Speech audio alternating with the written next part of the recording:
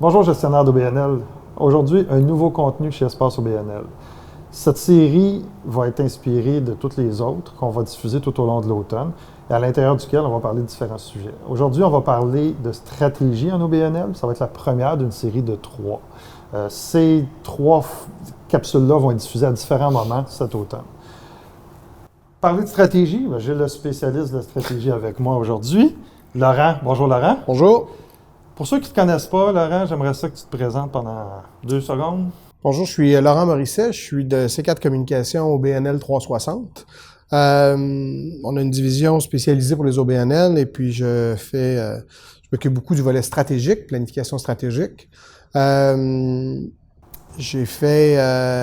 terminé il y a 2 ans un Executive MBA à McGill HEC. J'ai une certification en coaching de gestion. J'ai fait marketing au HEC, puis à la base, j'ai un gars qui a fait un bac en sciences politiques. Et à travers tout ça, dans les 20 dernières années, j'aide beaucoup de gestionnaires dans le milieu des OBNL au niveau de leur communication, de la stratégie de leurs organisations et de la mise en action de leurs organisations. Peut-être parler qu'actuellement, si vous regardez dans notre page Facebook et notre chaîne YouTube, tu as déjà 2 autres contenus qui sont là par Effectivement. vidéo. Un premier contenu qui est fort populaire sur les 5 cycles de vie des associations et un autre contenu sur la réalité d'être président de conseil d'administration. Je pense que la réalité d'être président de conseil et la réalité d'être un gestionnaire qui a géré un président de conseil. Écoute, aujourd'hui, dans cette capsule-là, on va parler de planification stratégique au sens large. On va regarder dans une autre capsule le plan stratégique, puis on va parler d'implantation dans le 3e. Commençons par le concept de planification stratégique. Peux-tu me l'expliquer un peu pour qu'on... Il y en a qui le comprennent, il y en a d'autres qui n'ont jamais vu ça ni d'Ève ni d'Adam, puis il y en a qui auraient besoin de le recomprendre. OK. Avant de t'expliquer le concept, je vais peut-être juste donner ma position rapidement sur la planification stratégique. On entend toutes sortes de choses aujourd'hui là, sur on en a besoin, on n'en a pas besoin, c'est important, c'est pas important, c'est trop lourd, c'est des gros documents. Moi, je pense que c'est extrêmement important d'en avoir une. Je veux dire comme ça. Je loge à cette enseigne-là parce que je vois les gestionnaires d'OBNL et puis je vois les gestionnaires d'OBNL qui œuvrent avec une planification stratégique, puis je vois ceux qui œuvrent sans planification stratégique. Puis je vois une grande différence entre les deux. Fait que moi, je pense que c'est important. Je pense que les documents qui font 100 pages puis qui sont très beaux, remplis de copier-coller, c'est plus une manière de fonctionner. Puis je pense que les mots qui sont dans l'air du temps, comme d'être agile, puis ça prend des manières innovantes de faire, j'ai rien contre. Ça va faire partie du consultant qui va faire la planif avec vous. C'est à lui de trouver des manières différentes ou plus appropriées à votre réalité d'OBNL. Mais moi, je loge à l'enseigne où c'est important d'en avoir une, à la fois pour la destinée de l'OBNL et à la fois pour que le conseil d'administration et le gestionnaire, le directeur général de l'OBNL puissent se comprendre. C'est quoi une planification stratégique? C'est tout sauf un plan, une planification stratégique. Une planification stratégique, c'est un processus. Donc, moi, souvent, je vais dire à des clients, soit des présidents de conseil d'administration ou des gestionnaires, parce que ça peut être initié d'un côté ou de l'autre, mais je vais dire, si vous voulez vous embarquer dans un processus de planification stratégique, la résultante de votre processus de planification stratégique va être un plan stratégique. Donc, c'est un processus dans lequel on va prendre une photo du contexte. On va regarder le contexte général de l'organisation. On peut utiliser par la suite des techniques simples que les gens aussi là, vont dire « Ouais, on n'utilise plus ça, c'est plus bon, mais on préfère des SWOT ou des SOAR. » On va y revenir, là, mais la capacité de regarder nos forces, nos faiblesses, s'il y a des menaces dans notre environnement, des opportunités ou des aspirations. On va aussi se dire, donc, dans le fond, on va se dire où est-ce qu'on est, d'où on vient, où est-ce qu'on est, puis où est-ce qu'on veut aller. Moi, j'inclus beaucoup là-dedans aussi trouver son why. Là, pourquoi est-ce qu'on est là? Si on ne sait pas vraiment pourquoi on existe puis qu'on ne comprend pas bien notre positionnement, c'est très difficile de se donner une perspective d'avenir. Une planification stratégique aussi, ça vise à mettre en lumière des enjeux. Le processus vise à mettre en lumière des enjeux ou des défis, puis l'organisation va répondre à ces défis-là ou à ces enjeux-là par des orientations stratégiques qui vont être soutenues par des objectifs.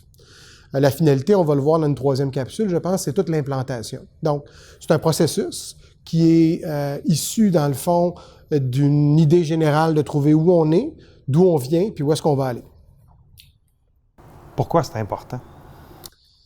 Je pense qu'il y a peut-être 3 raisons fondamentales pourquoi je pense que c'est important. Il y en a plein, là, mais moi, j'en vois 3. La première, c'est pour éviter l'errance, éviter que les gestionnaires soient errent dans leur développement ou que l'organisation erre dans son développement et qu'elle ne sache pas où est-ce qu'elle va exactement. Deuxièmement, je pense que c'est un excellent lubrifiant à la relation entre le conseil d'administration et la direction. Ça place les attentes. Ça place les attentes, ça permet de savoir où est-ce qu'on s'en va, où est-ce que vous voulez aller, puis ce sur quoi je risque d'être évalué, au-delà d'une description de tâche. Puis je pense que troisièmement, dans un monde, dans le milieu du OBNL, où on est dans un phénomène d'attrition des ressources financières, et on est dans un phénomène pas un phénomène, mais dans une complexité, un contexte de difficulté de ressources humaines, essayez de vous imaginer devenir directeur général d'un OBNL demain matin, puis qu'on vous dise, c'est à peu près là qu'on s'en allait, là, puis tu vas faire ton 2 semaines avec l'ancien DG, puis c'est là qu'on s'en va. C'est impossible. Il faut être capable de pouvoir s'asseoir puis voir une matrice. Même pour un conseil d'administration, tu as un nouveau directeur général, l'évaluer sur où est-ce qu'on s'en va, comment tu envisages les choses, comment tu vas reprendre le plan d'action de ton prédécesseur pour nous dire où tu vas aller. Fait que moi, c'est probablement les 3 raisons fondamentales pourquoi, quand j'entends la planification stratégique, c'est plus important. Moi, je dis toujours au président du conseil ou au directeur général, attends un peu, là. C'est 3 des raisons sur lesquelles tu devrais te poser la question si tu peux t'en passer d'eux. C'est très différent. En même temps, c'est un peu la destination. Il ne faut pas se le cacher. On a tout intérêt. On s'en va en croisière. Si on ne sait pas sur quelle île on s'en va, puis si on n'a pas fait un plan, on s'en va. L'équipage ne suit pas, puis les clients n'achètent pas les billets. Là. C'est la destination. Puis, tu sais, je vais reprendre l'analogie de la croisière, ta métaphore de la croisière. Si tu t'en vas en croisière, mais que tu t'en vas en croisière en canot, puis que dans le fond, tu réalises que ton passé, tu n'as aucune expérience maritime, peut-être mieux de choisir une autre manière d'arriver à tes fins, tu sais. Fait que c'était un peu, moi, ma perspective. C'est à la fois la destination, mais tu peux pas déterminer une destination si tu sais pas d'où tu viens, puis qu'est-ce que tu as qui te permet d'envisager la suite des choses. Combien de temps ça prend? Tu parles d'un processus, là. Ça a l'air d'une affaire bien long, bien compliquée.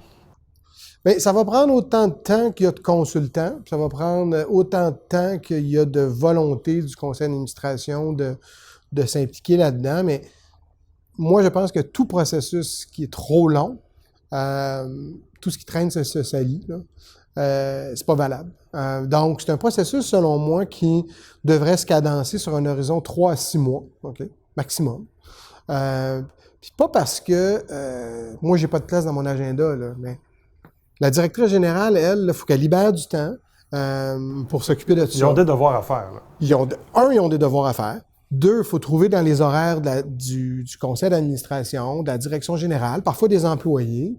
Si on prend une association, peut-être qu'on a besoin dans le contexte. Quand on va prendre la photo d'où on vient, peut-être qu'il va falloir se poser des questions. Est-ce qu'on veut les sonder, nos gens? Est-ce qu'on veut leur parler? Quelle information est-ce qu'on a à notre disposition pour envisager notre avenir? Fait qu'un processus de 3 à 6 mois, ça me paraît raisonnable. En termes d'heures de consultant, ça va varier des demandes, mais moi, la manière dont je vais le travailler, puis souvent je l'envisage, il y a une phase analytique, puis il y a une phase de planification stratégique. On peut regarder dans un horizon à peu près entre 80 et 120 heures. Ce qui ne veut pas dire que la directrice générale, le conseil, les membres vont passer 80 à 120 heures. Mais c'est sûr qu'il faut que le conseil d'administration envisage mettre au moins une vingtaine d'heures inhérentes à ça. La direction, il faut qu'elle envisage mettre au moins une quarantaine d'heures à ça. Alors, tu sais, après ça, ça peut s'accumuler, là. Fait que c'est un processus, moi je résumerais ça, 3 à 6 mois, qui va nécessiter en temps consultant ou en temps honoraire dépensé à l'extérieur de l'organisation entre, je dirais, 80 et 120 heures, tout dépendant des problématiques. Puis ça, c'est une organisation qui ne serait pas en crise, par exemple.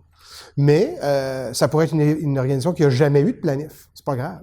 Parce que partir d'une planif, tu vas peut-être sauver un peu de temps sur le contexte, soit, mais tu as une réflexion à porter quand même, mais pas tant. Puis des fois, tu traînes des boulets aussi quand tu parles de quelque chose d'existant. Voilà.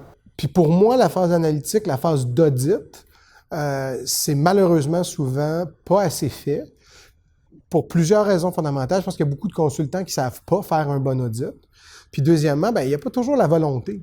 Il manque de volonté, des fois, des conseils d'administration de se regarder réellement, puis la direction aussi. Fait que moi, souvent, ce que je vais dire, à la fois à la direction ou au conseil d'administration, si vous êtes pour vous engager un consultant complaisant, qui ne va pas vraiment vous amener à vous poser les bonnes questions, puis à regarder, faites-le tout seul.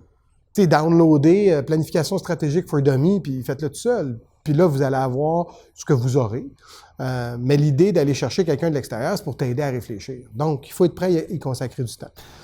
C'est ça, tu parles pas mal des consultants. Je sais que tu en es un, mais malheureusement. Je pense, parce que certains conseils d'administration qui vont faire la réflexion stratégique à l'interne. Pas de mauvaise idée. C'est la responsabilité de qui, ce processus-là? Moi, je vois différentes choses, des choses qui me découragent un peu des fois, là, mais je suis curieux de t'entendre. Je pense que la réponse la plus simple, c'est que ça devrait être la responsabilité du conseil d'administration. Ça serait la réponse pour satisfaire tout le monde. Ça devrait être une initiative du conseil d'administration de s'assurer que ce processus-là soit fait, soit bien fait. Puis, il y a une raison fondamentale à ça, c'est que le conseil d'administration, dans sa vocation pure et dure, elle a plein de responsabilités, mais sa responsabilité première, c'est de rendre une organisation pérenne. Donc, si je fais le corollaire de ça, c'est comme si un conseil d'administration se disait « Moi, je veux pérenniser mon organisation, mais je vais déléguer à ma direction générale la capacité de la réfléchir pour plus tard. » Je pense qu'on voit déjà là qu'il y a peut-être quelque chose qui ne marche pas. Mais moi, je constate que ça devrait... Bon, fait que ça, la réponse simple, c'est ça appartient au conseil. Ce sont des conseils d'administration bénévoles. There's so much... La capacité de la livrer, c'est deux choses. La responsabilité, c'est une chose. La capacité de le livrer, puis de l'organiser, puis de le rendre. La responsabilité de l'initier, d'y participer, d'y mettre tout son cœur, ça devrait être le CA. Après ça, je pense que le CA doit se mettre dans une posture de déléguer l'opérationnalisation, doit aussi mesurer la quantité de temps qu'elle va donner à cet exercice-là, puis elle va pouvoir dire à sa direction générale, écoute, on fera le processus sur plus longtemps, mais on va te donner plus de temps pour que tu puisses prendre plus de temps avec la firme extérieure, le consultant, ou toi puis l'équipe, si vous le faites à l'interne, parce que je suis pas en train de dire que ça prend absolument un consultant, mais si vous le faites à l'interne, il faut que tu délègues du temps. Donc, moi, c'est une responsabilité qui viendrait du conseil d'administration pour ce qui est de l'initié, de l'enligner. Maintenant, la réalité, je pense que ça doit être une responsabilité partagée. Forcer un directeur général à faire une planification stratégique s'il n'a pas le goût... Au-delà du goût, il va ramener ça à un point de vue opérationnel la plupart du temps. S'il n'y a pas la volonté, tu vas passer complètement à côté du volet stratégique, puis tu vas aller compter des nuts and bolts, puis tu vas dire, OK, comment est-ce qu'on fait ça? Puis là, vous allez vous attarder à... Puis le conseil d'administration, plutôt que d'avoir une vision périphérique ou une vision globale, il va se retrouver à aller compter combien il y a de boulons dans l'organisation, puis pourquoi est-ce qu'on fait ça. Puis ça, moi, je trouve que c'est complètement puéril comme exercice. Puis en plus, c'est pas motivant pour un conseil d'administration. Fait que ça se démotive, ça finit par se désagréger, puis ça donne pas grand-chose. 2 ans, 3 ans, 25 ans? 3 ans maximum. Ah, OK, parce qu'on voit encore beaucoup de quinquennales sur 5 ans. Là. Non. 3 ans maximum. Pourquoi? Parce que juste que tu tiens entre les mains une tablette, il n'y a pas si longtemps, les gens auraient eu un papier et un crayon. Prends juste la durée de vie d'un site web aujourd'hui. On ne rentrera pas dans ce volet-là, mais ça évolue vite. Ça évolue vite. Les gens vont consommer. C'est parce que 5 ans, c'est trop long.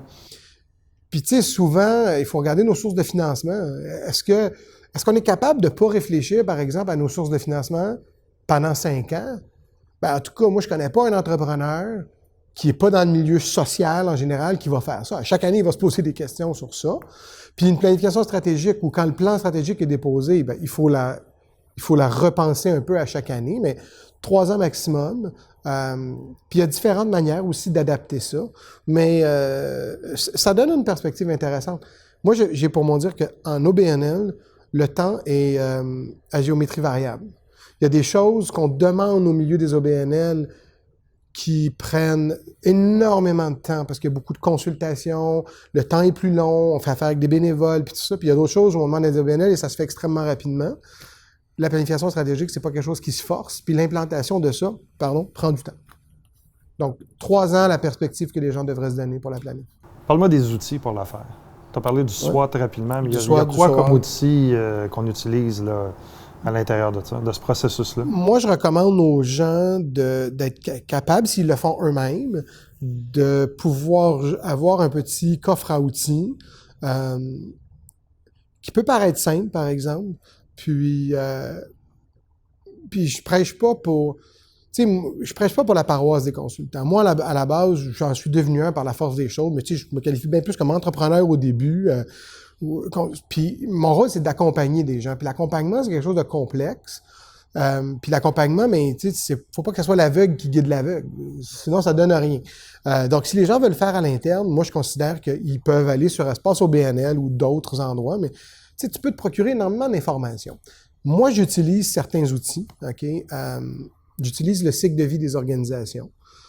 Pourquoi? Parce que je pense que quand on veut essayer de prendre une photo du contexte ou d'où vient l'organisation, puis où est-ce qu'elle se situe, ben ça donne des bons indicateurs. Est-ce que je suis en phase de création, de développement, de croissance? Est-ce que mon organisation est mature? Est-ce qu'elle est en déclin? Puis, tu sais, il existe des choses là-dessus. Moi, il y en a même, je pense, sur Espace OBN que j'ai mis à disposition. Ça permet aux gens de se faire une tête s'ils veulent le faire eux-mêmes. Moi, j'ai utilisé celui-là. J'utilise le SWOT encore, donc qui a été développé par par l'Université Harvard en 1960. Essayer de regarder nos forces, nos faiblesses. Ça, c'est de se regarder nous à l'interne, puis de regarder les menaces et les opportunités. Moi, je l'utilise pour prendre une photo de l'organisation au complet, puis des fois, quand je vois une problématique, ben, je peux l'utiliser pour une problématique en particulier. Ça aide à s'entendre sur où on est, ou d'où on vient. Clairement, puis ce que ça fait, c'est que c'est simple. Tu sais, c'est un tableau, les gens peuvent regarder ça. J'utilise ce qui s'appelle aussi le SOAR. S-O-A-R, c'est en anglais. Et là-dedans, on va plus regarder tout le volet aspiration de l'organisation. Donc, il est vrai que certaines organisations sont pas dans une mer d'opportunités. OK? Puis souvent, dans le milieu des OBNL, encore plus parce que tu as moins de moyens. Fait que souvent, pour développer des opportunités ou cristalliser ou capter des opportunités, ça prend de l'argent des fois. Fait que si tu n'as pas beaucoup d'argent pour cristalliser des opportunités, bien, le fait de regarder ton organisation sur un profil d'aspiration, où est-ce que je veux aller, où est-ce que je veux vraiment me projeter par rapport à certains éléments, bien, ça peut rendre ça plus concret pour le conseil d'administration. Moi, j'utilise aussi certains éléments des mécanismes de gestion de projet. Okay? Parce que quand tu essaies de regarder ton organisation sur ce qu'elle fait, bien, de la décortiquer un peu comme si c'était des projets séparés, ça te donne une vision aussi plus macro, par exemple, des services que tu vas donner. Comment je les rends, comment je les fais, est-ce qu'ils sont efficients? Fait que, cycle de vie, SWOT, SOAR. Certains outils de la gestion de projet. Certaines organisations qui ont un profil plus entrepreneurial, social, j'utilise ce qu'on appelle le Business Model Canvas, qui est une matrice que j'ai adaptée, que certaines autres personnes aussi ont adaptée. Je pourrais vous rendre des choses disponibles, si tu veux, au niveau social. Moi, je suis pas tout à fait à l'aise avec ce qui a été développé au niveau social. J'utilise la matrice entrepreneuriale du Business Model Canvas, de ce modèle-là. Puis, je la travaille. Ce que je trouve intéressant, c'est qu'un conseil d'administration, ça lui donne une photo très rapidement, tu sais, c'est qui ses partenaires, c'est quoi ses streams de revenus, c'est quoi ses coûts, c'est quoi sa proposition de valeur. Fait que ça donne une photo, un peu comme un tableau de bord. Fait que moi, j'utilise ces divers moyens-là. Ça reste une analyse par clientèle. Fait que déjà là, ça positionne. Ça prend une conscientisation que tu n'as pas une seule clientèle. Fait que c'est pas juste un seul modèle non plus. Donc, moi, j'utilise à peu près ces outils-là qui sont à la portée de tous. Certains là-dedans ont l'air simples, mais m'ont demandé, peut-être que je suis lent, mais m'ont demandé plusieurs années de pratique avec eux. Mais il y en a d'autres, comme le SWOT, c'est à la portée de n'importe qui. Le SOAR aussi, c'est à la portée de n'importe qui, de se poser ces questions-là. Fait que moi, j'utilise ce toolkit-là. Et là, je ne parle pas des manières de le faire. Est-ce que je le fais en brainstorm? Est-ce que je le fais en groupe? Est-ce que je le fais par sondage? Là? Mais j'utilise ces outils-là. Laurent, merci. On va avoir d'autres capsules pour échanger sur la stratégie, sur le plan, sur la réalisation, sur l'aboutissement. Je te remercie de ta contribution. Ça fait plaisir. Je vous souhaite une bonne fin de journée. J'espère vous rencontrer une de nos activités. Plaisir.